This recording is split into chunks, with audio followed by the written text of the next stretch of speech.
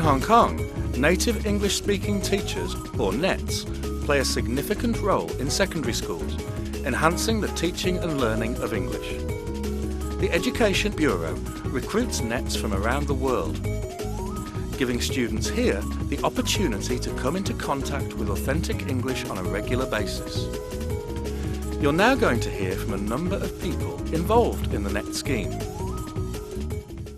Hello, my name is Simon Tam and I'm the head of the NET section. The secondary NET scheme was introduced in Hong Kong in 1998 in order to provide students with greater opportunities to develop their English in a more authentic environment and local teachers with greater resources to teach English. Currently, there are well over 400 NETs in Hong Kong's secondary schools, meaning that all students come into contact with a native English speaker on a regular basis. In August 2006, a regional NET coordinating team was formed to provide support to the secondary schools in the NET scheme. The team provides professional development to NETs and local English teachers and advises schools on effective NET deployment. The future looks bright for the NET scheme. The new senior secondary curriculum emphasizes student-centered, task-based approaches to teaching and learning, along with a greater focus on formative assessment. There is greater attention paid to the need for exposure of students to a wider variety of text types and students' written and oral responses to them. These are areas with which many NETs are familiar. Incorporating English language arts into teaching and learning at which NETs are adept has become a feature of Hong Kong classrooms. In an effort to attract and retain high-quality teachers, a retention incentive has been introduced for NETs committing to a second and third two-year contract. I welcome you to think about taking up the challenge of teaching in this very vibrant and ever-developing region. Now, I would like to introduce you to several of our NETs presently working here in Hong Kong. I've been teaching at this school for 6.5 years now. This is a Chinese YMCA college. It's a typical mid-band school and it's located in the new territories of Hong Kong. I really enjoy what I do here. You can see students are now coming back from lunch for their afternoon classes. This is very typical in Hong Kong. Many of them go home to eat their lunch with their families. Others go out into the estate where you can find fast food shops and lots of other small restaurants. This is our MMLC. MMLC is the Multimedia Learning Center. This is where the students come for their English lessons and for their Chinese Putonghua lessons. They do lots of activities here with the computers. Right now the students are working on a phonics software. It's very interactive and I think they really enjoy coming here to do their practice for English and for Putonghua. We do listening activities and other computer-based activities. Yeah, we show them some English websites and some English language programs. And it's one part of the language program that the students really enjoy. Mr. Cooley acts as an English language resource person for both our teachers and students. He compiled a phonics booklet for our students, and this booklet has become a core part of our curriculum. Mr. Cooley introduced creative expression lessons, which shift the focus of the Form 1 to Form 3 oral lessons to language arts. With the use of chants, rhymes, poems, stories, and drama scripts, we found that our students become more confident in expressing themselves in English. This is the 3B class. It's one of the classes that I've been visiting once every 6-day cycle, and right now they're preparing for today's choral speaking competition. It's a choral speaking and drama competition, which means that all of the students are involved. Most of the students will be in the chorus, chanting the words of the poem. The 3B class will do the poem The Owl and the Pussycat by Edward Lear. But we have some extra, an added element of drama. We add some drama to the choral speaking performance to give some other students a chance to show their talents in the area of drama. sailed away for a year and a day to try to come in all together after, but what shall we do for a ring? Okay, try it again. But what shall we do for rain? They sail away for a year and a day to the land where the palm tree grows. And there in a wood a piggy wig stood, with a ring at the end of his nose. His nose, his nose, with a ring at the end of his nose. The students are now coming into the hall. They're getting ready for the big day. This is the junior form choral speaking and drama competition.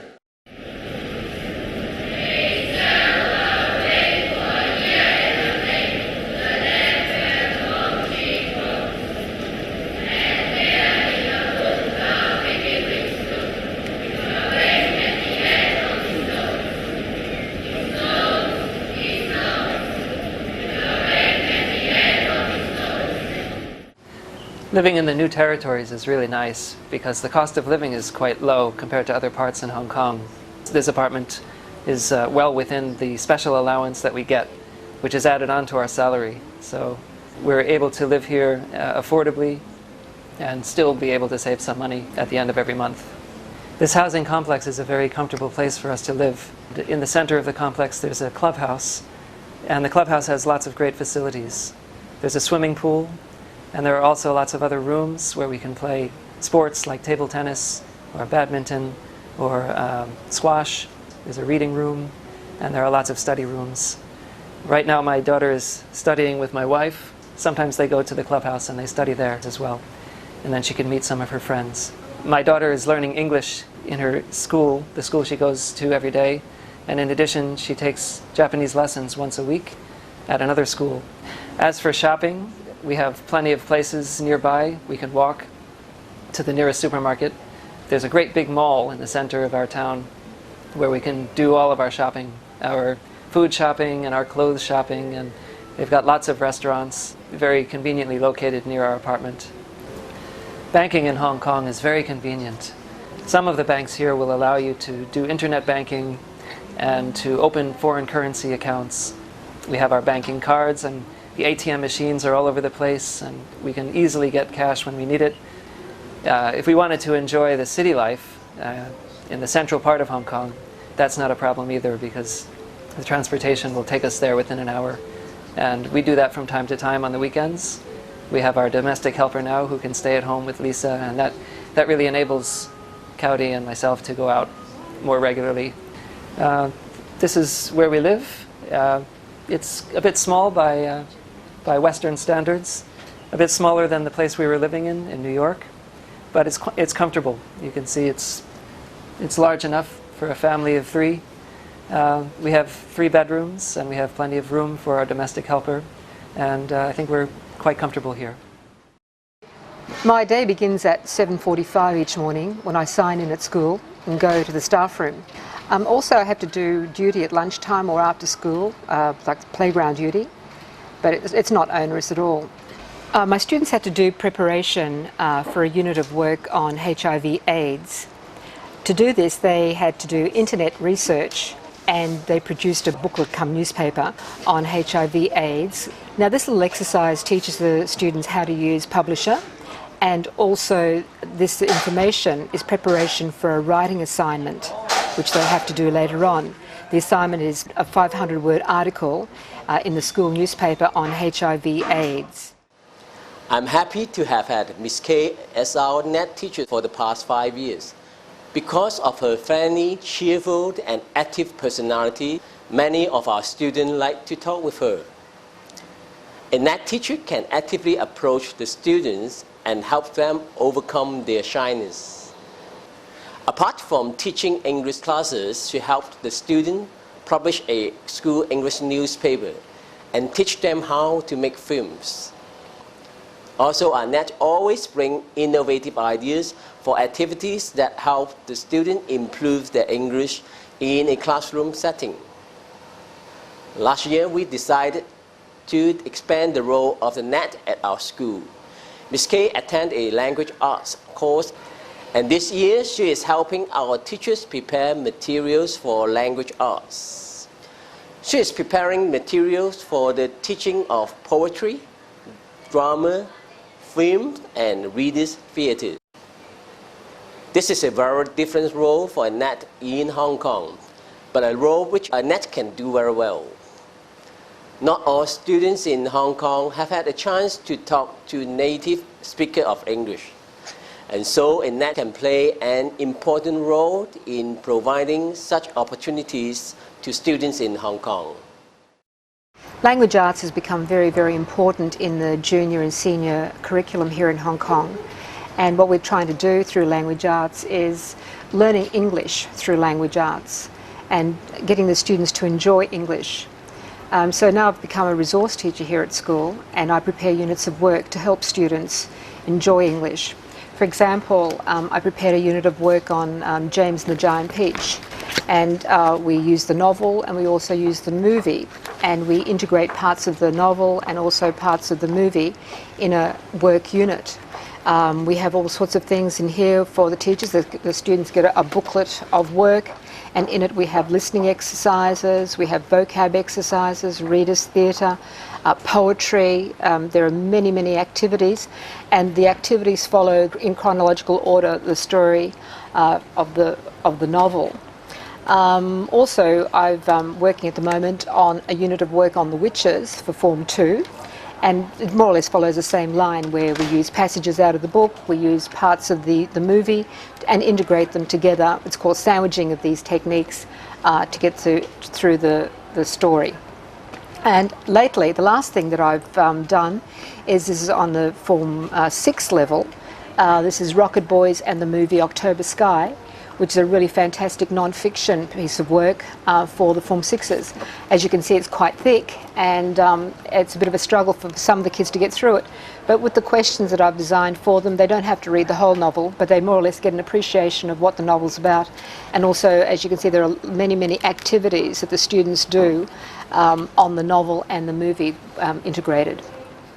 We're having a barbecue here tonight. I've invited some of the village people over. And I really enjoy living in Lam Chun, out in the New Territories, because it gives me an opportunity to have the sort of lifestyle that I enjoy. I enjoy the hills and the trees, and I enjoy having a little bit of space to move and a place where I can invite my friends over. I've lived out here now for 8.5 years. I started off living in a high-rise building on the 27th floor, but over the years I've got lower and lower, and now I have a village house where I have the ground floor and I also have the first floor upstairs.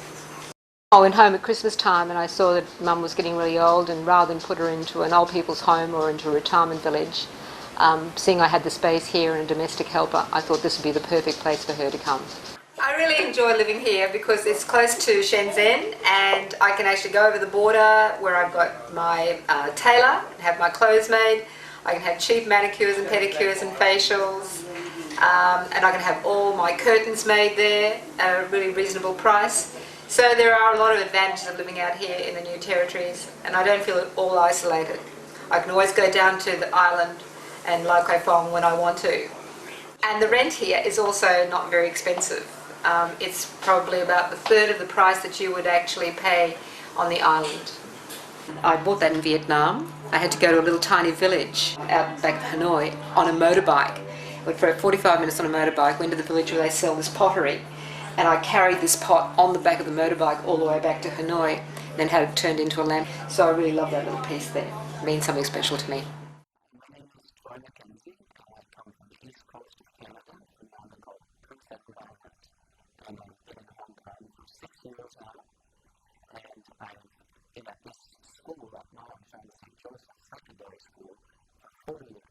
I am the only Westerner here at our school, and it's been very easy to adapt in the sense that my colleagues make me feel very welcome, always included, and even though we do speak a different language, they often converse in Cantonese, but they always make sure to make me included, and so that's the most important part.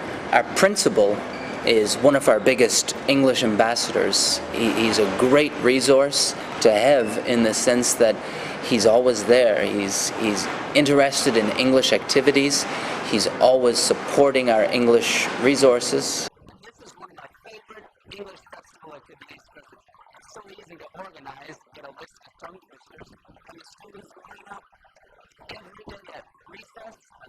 time after school, they're racing each other to get to the English square. So how easy is that? You put in a passport like that, the students designed it, and then they come here to collect their tracts for the 10th district track, and they love it. I currently teach Form 1 to Form 3, which is grade 7 to grade 9, oral English lessons. And that includes phonics, and I also teach one class of English language. I was introduced to the interactive whiteboard about 2 years ago, and I was a little apprehensive in using it in the beginning, and the more I used it, the more I enjoyed it, and the more it became quite user-friendly, in the sense that if I want to review a test, it is very simple to have the test on the interactive whiteboard, and I can draw on the test, circle the correct answers. Students are invited to come up and take part with the interactive whiteboard, and it makes for a nice interaction in the lesson. With one touch of the finger, we're easily able to access visual aids and add them to our lesson, and I love to access the internet as well to further support my teaching and my lessons. Today is Saturday, and this is my favorite place to come. I come to the sports ground here at Kings Park, and as you see, we got lots of softball action for the old and lots of soccer and rugby for the young. Today was the start of our playoffs, and unfortunately our team didn't do so well, but we had fun all year. There's 8 teams in the league, and there's about 15 to 20 guys on each team, and so the most important thing is getting all the people out to enjoy, and it's not whether you win or lose, it's if you have fun. And one of the most enjoyable things is the networking, and makes for a little social party on Saturday afternoon after the game. My name's Rich Cowler. I'm from England, and I'm at the end of my first year here in Hong Kong, and I'm really enjoying it. I'm living in Sai Kung, which is out in the countryside in the New Territories, and the mountains are very close, national parks to walk in. I live right on the beach. I like the fact that I can go hiking and sailing whenever I want to, but also it's really easy to get into the city and enjoy the city life here. I sail from the beach where I live in Sai Kung. Now I've just bought a Hobie Cat 16 that's moored up on my beach just outside my house, so that's where I sail from now. And I'm enjoying finding out how to do that. Not that I'm an expert, but you know, I'm learning by capsizing. I bought a motorcycle when I first arrived and got around on that for 6 months and still do on the weekends. Driving in Hong Kong is okay. It's a challenge to find your way around. There are a lot of one-way systems and you need to buy a road map pretty quickly and you will get lost. But it's nice to get to know that side of the city and to find your own way around. Personally, I find it quite safe. Driving is quite slow and reasonably considerate, apart from going around roundabouts, which I warn everybody about. There's a particular Hong Kong style to taking roundabouts. I'm Heidi Faulkner. I'm a teacher from Queensland, Australia. I'm pretty new to the net scheme. I've been here since last August. I'm quite sporty, so I've joined a netball club. My netball team's full of local girls, so they in turn have invited me to things that have a real local flavour to them. Of course you have lots of expat friends here, and that's really important because they share some of the frustrations about working in a different country, but having local contacts is great because you do things that perhaps you wouldn't know about if you were just a newcomer to the country. I'm studying Cantonese because it's a really interesting language, and it probably has better informed my teaching because I now understand how Cantonese speakers have certain difficulties with the English language. Because I like to keep pretty busy, I'm interested enough in second languages that I've enrolled in a Masters of Education that I'm going to do online, and I think that I'm going to be able to balance my time enough that I'll be able to do that at the same time, so I'm not wasting time here, I'm still learning through further study. So, you've heard what some people have to say about teaching and living in Hong Kong. Why not take the next step and join us?